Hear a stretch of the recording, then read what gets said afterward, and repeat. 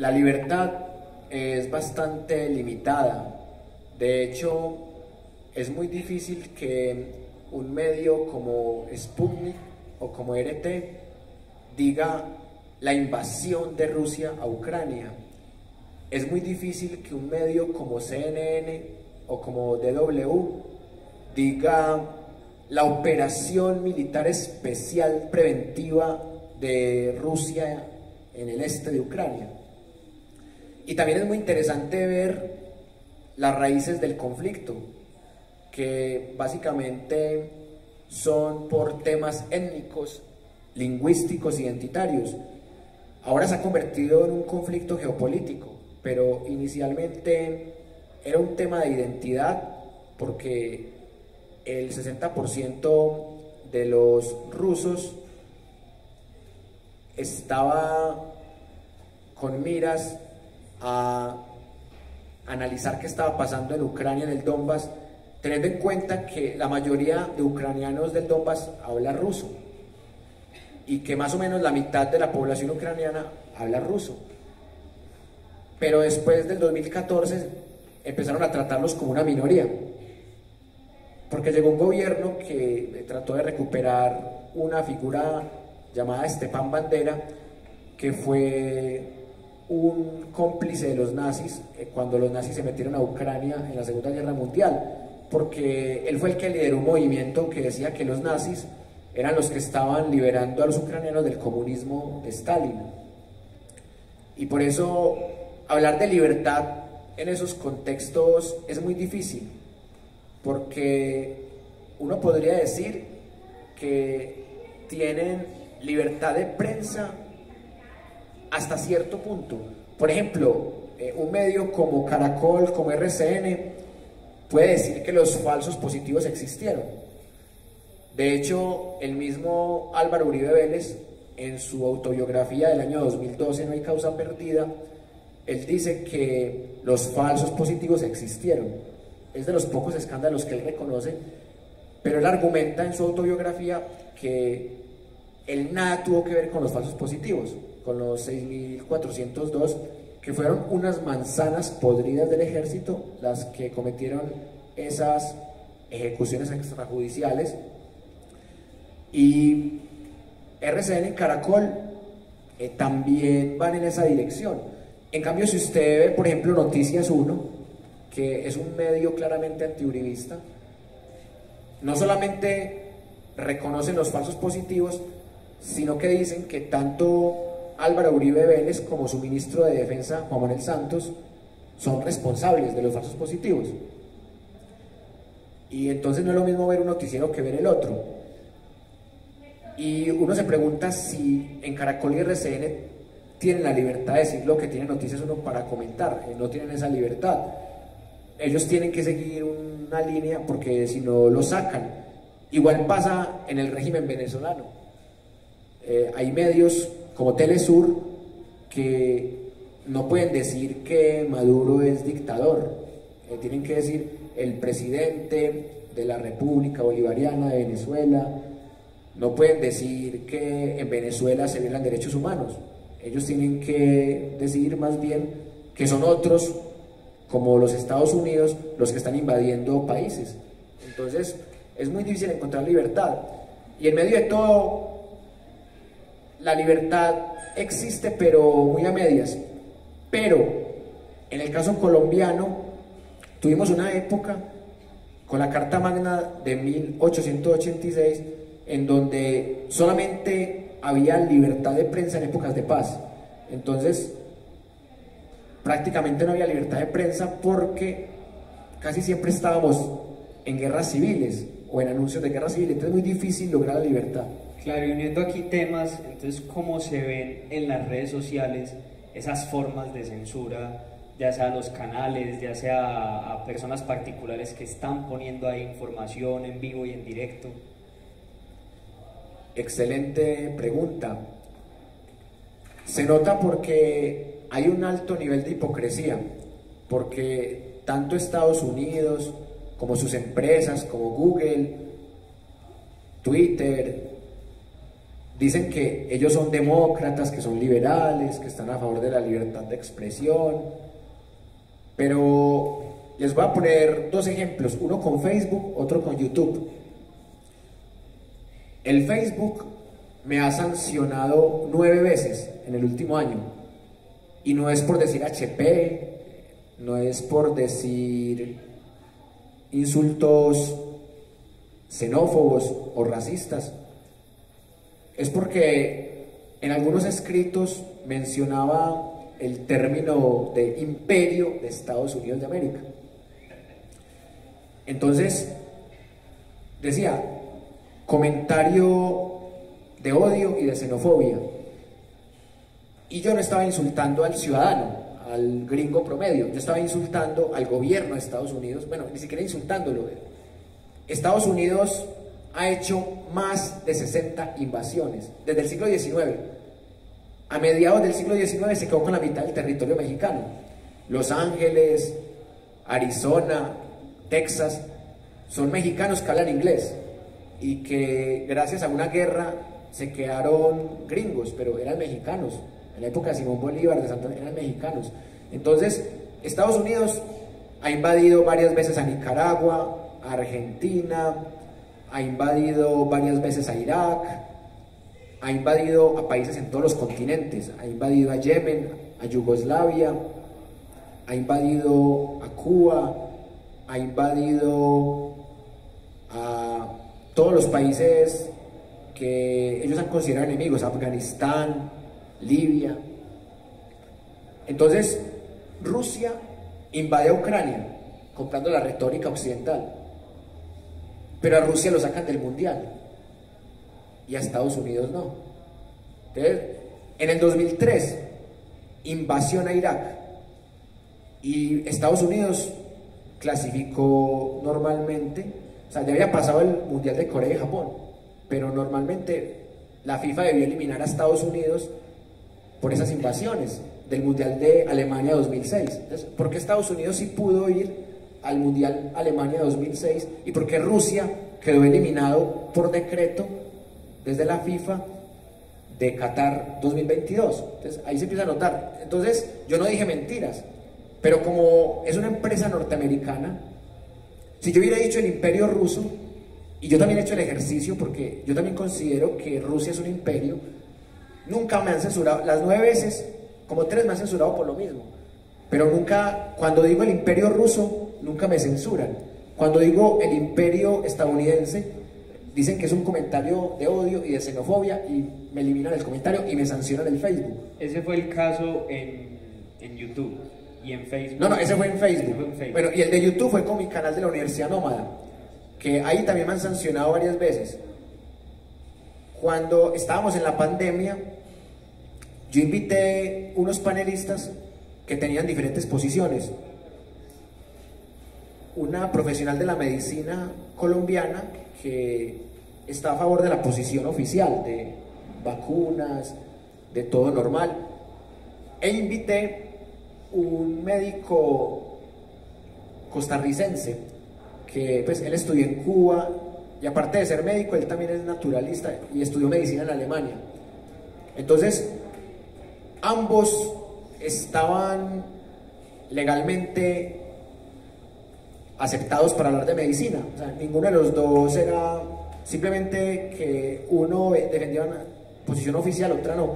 Entonces YouTube me hizo una falta porque según YouTube mi canal estaba brindando información médica falsa, pero no fue que estaba brindando información médica falsa, sino que estaba mostrando las dos caras de la moneda. Y la segunda sanción grande, cuestionable, porque cuando uno monta algo que no es de uno por derechos de autor, normal, son sanciones que uno sí merece, pero empezó la operación especial o la invasión, como la quieran llamar, dependiendo de la ideología, de Rusia en el Donbass, y empecé a hacer unos videos. Hablé del batallón Azov, hablé también con un colombiano que vive en Rusia hace 20 años, él me contó su versión de los hechos, busqué todas las versiones, hablé de las invasiones de Rusia, que son muy poquitas, hablé de las invasiones de Estados Unidos, que Estados Unidos ha invadido 4 veces más que Rusia. Y me llegó un mensaje en YouTube: la monetización de tu canal ha sido suspendida porque estamos sancionando los canales que sacan provecho económico del conflicto en Ucrania. Y yo tenía el canal monetizado y yo había ganado 11 centavos apenas, porque pues uno, para ganar tan siquiera $1 tiene que tener miles de vistas, y eran videos que no pasaban de 50, de 100 vistas, de 200 vistas, entonces ni siquiera generaron $1. Entonces, que yo me estaba disque lucrando del conflicto en Ucrania, cuando ellos son los que se están lucrando vendiendo armas, cuando los medios de comunicación que están a favor de ellos, de la OTAN y de Estados Unidos, sí se están lucrando con la guerra. Entonces, desde marzo me desmonetizaron el canal, pero no me pudieron tumbar el canal porque yo también ataco el régimen de Vladimir Putin. Pero seguramente si yo realmente fuera prorruso y solamente estuviera defendiendo a Putin y atacando a Estados Unidos, me hubieran borrado el canal, así como borraron el canal RT, el canal Ahí Les Va, que es un programa también de RT, censuraron el canal Sputnik. Entonces, la censura depende de quién lo haga, y tanto Facebook como YouTube pues están defendiendo a su gobierno de Estados Unidos, y es normal. Ese doble rasero a la hora de escoger qué contenidos son completamente censurados y a qué contenidos sí se les da visibilidad, nos lleva a hablar obligatoriamente de un tema que durante 2 años es el que ha tenido más visibilización, y es el de la pandemia. Nos comentabas que por plantear este debate en Universidad Nómada te censuraron también, ¿cierto? Y surge pues como la duda en el hecho de que, a comparación de otros virus como el SIDA, el COVID-19 y todas las noticias que están relacionadas con el COVID-19 han tenido un boom mediático y una tendencia que se ha sostenido durante mucho tiempo. ¿Tú crees que ese nivel de visibilización en las redes sociales y en los medios es algo fortuito, es algo propio pues del fenómeno en sí, o tiene que ver también con estos conflictos geopolíticos? Por ejemplo, el conflicto que hay actualmente entre Estados Unidos y China, y que las noticias que a nosotros nos llegan tengan sobre todo esta ideología norteamericana, ¿cierto? Entonces, que le den como mucho más bomba a las noticias del COVID. Sí, efectivamente se ha dado con ambos casos. Con el tema de COVID-19 hubo una guerra fría entre Estados Unidos y China, porque cuando Donald Trump hablaba de COVID-19 decía el virus chino, queriendo decir que era un arma biológica de los chinos, una teoría conspirativa. Y lo curioso fue que hasta Twitter censuró al presidente de Estados Unidos, lo cual demuestra que si el presidente del país más poderoso del mundo es censurado, ¿qué podría pasar con los simples mortales como los que hacemos, por ejemplo, clases en la Universidad Nómada, que nadie nos conoce? Entonces, el nivel de censura llega tal que ni siquiera el gobierno de Estados Unidos, que ellos al acabarse la Segunda Guerra Mundial fueron los más beneficiados, porque mientras que los soviéticos perdieron 27 millones de personas, el 66% eran civiles, los Estados Unidos no perdieron ni siquiera 500.000 soldados, porque entraron tarde a la guerra y enfrentaron un enemigo que no era tan fuerte como los nazis, que eran los japoneses. Entonces, teniendo en cuenta estos datos, Estados Unidos en este momento es el dueño del 30% del mundo. Hace 77 años, cuando se acabó la Segunda Guerra Mundial, Estados Unidos era el dueño del 50% del mundo. O sea, Estados Unidos ha perdido un poco de poder, pero en el 91, que se terminó de separar la Unión Soviética, Estados Unidos perfectamente podría ser el dueño del 60% del mundo.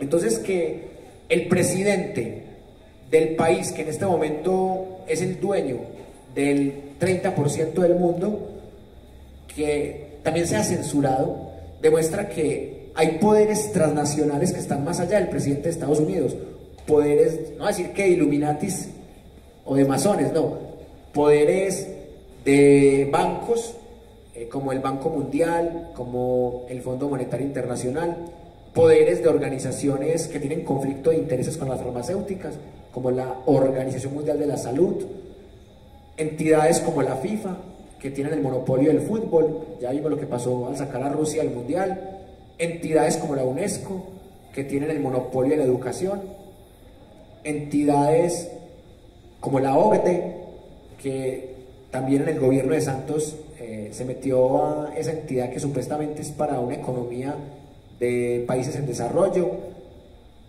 y fundamentalmente la ONU, la Unión Europea y la OTAN, esas tres, todas esas entidades son las dueñas del mundo. O sea, es que miren, el socialismo y el capitalismo ya no existen, pero lingüísticamente lo siguen aprovechando para satanizar regímenes. ¿Por qué no existe ya el socialismo y el capitalismo? Porque ya existe el corporativismo que une la mafia de los dos.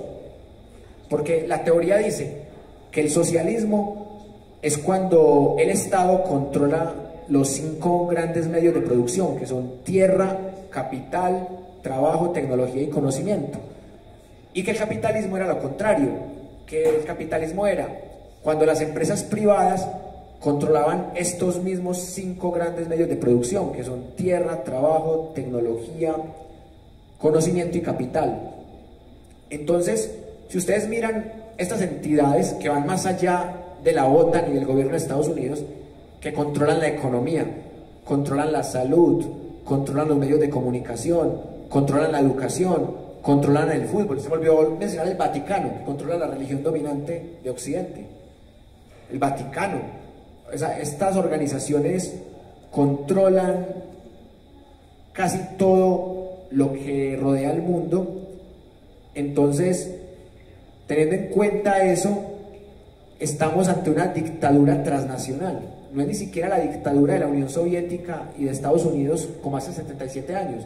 Ya es una dictadura de unas corporaciones que son estados transnacionales, entonces por eso son socialistas, porque son estados transnacionales, y son capitalistas porque también tienen multinacionales privadas. Entonces tienen una mezcla del imperialismo, del socialismo, del capitalismo y, si se quiere, el feudalismo, que era la riqueza desde la tierra. Entonces, definitivamente, compañero, el tema de COVID-19 fue una pandemia que realmente existió, pero que lucró las farmacéuticas, que tienen conflicto de intereses con ese tipo de organizaciones.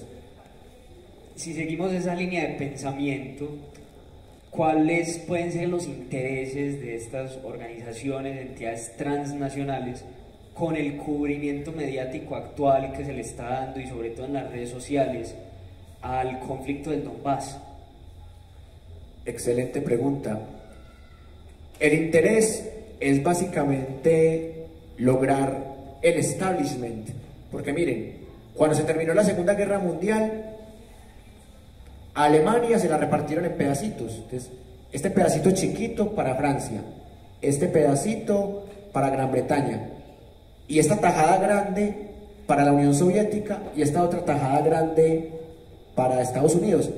Por eso ahí nació la Alemania federal, la Alemania oriental. Entonces, la Alemania oriental, una colonia soviética; la Alemania occidental, una colonia gringa. Y por eso ahí se construyó el famoso muro de Berlín después de ese proceso. Y esta repartición hizo que Alemania perdiera el 25% de su territorio. Y definitivamente, con el tratado de Bretton Woods, se impuso el dólar como la moneda mundial, porque Estados Unidos prometió respaldar el dinero, el dólar, con oro. Pero en los 70s, Estados Unidos se está quedando sin oro. Entonces le tocó dejar de cumplir el tratado de Bretton Woods, que se había hecho incluso cuando no había terminado la Segunda Guerra Mundial, y empezó a hacer tratados y acuerdos con los árabes, y ahí se creó el petrodólar. Entonces ya el respaldo del dólar dejó de ser el oro macizo se convirtió en oro negro, el petróleo, y a partir de allí ya empezó un conflicto internacional por el petróleo. Entonces, bueno, vamos a controlar a Venezuela, porque Venezuela es el país que mayor reservas petroleras tiene. Algunos dicen que 200 años de reservas petroleras, otros dicen que 80. No hay un acuerdo en la cifra, pero el hecho es que el que se quede con Venezuela puede ser un rey del mundo. Entonces, en este momento vemos que el chavismo tiene un respaldo chino-ruso, porque los chinos y los rusos saben que no le pueden dejar a los estadounidenses a Venezuela. Entonces, de ahí viene ese conflicto internacional. Y remato con el tema del Donbass. En el tema del Donbass también hay un interés por el gas ruso, porque Estados Unidos tiene mucho gas acumulado y lo quiere vender. Entonces, una forma de hacer que los países de la Unión Europea le compren el gas a Estados Unidos y no a Rusia es provocar a Rusia. Entonces, Estados Unidos lleva 8 años provocando a Rusia. ¿Cómo lo provoca? Se le está metiendo en los vecinos. Le está metiendo países vecinos a la OTAN.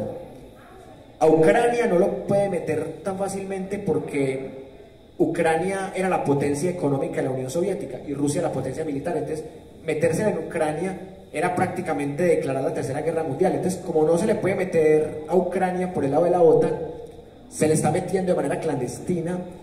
Y esta es la versión rusa. La versión rusa es que hay laboratorios de armas biológicas estadounidenses en Ucrania y que Vladimir Putin se dio cuenta de eso.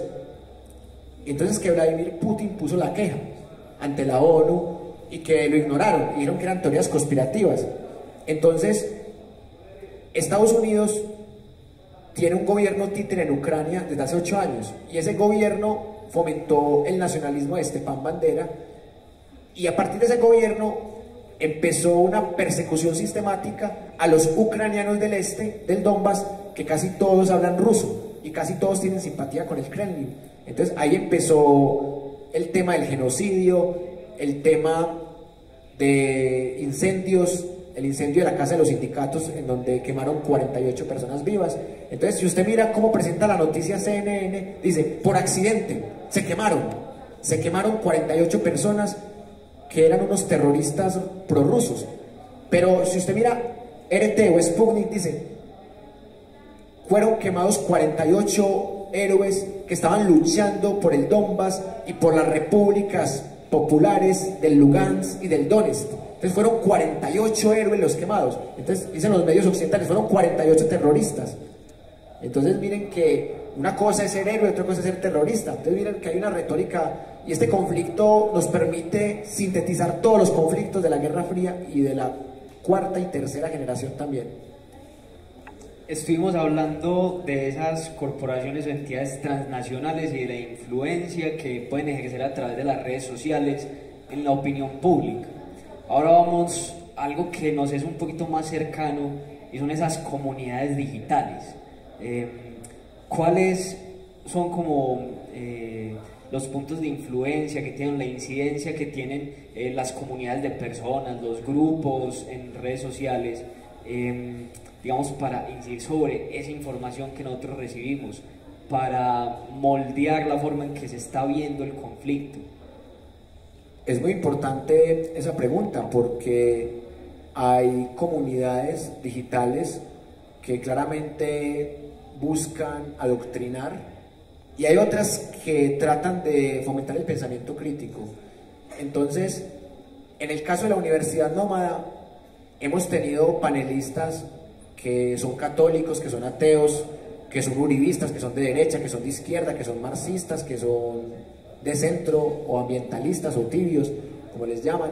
Entonces, me parece que las comunidades digitales deben tratar de mostrar todas las caras de la moneda. Por ejemplo, perdimos 5 suscriptores por invitar uribistas y gente de derecha, porque en nuestro proyecto había más gente de izquierda.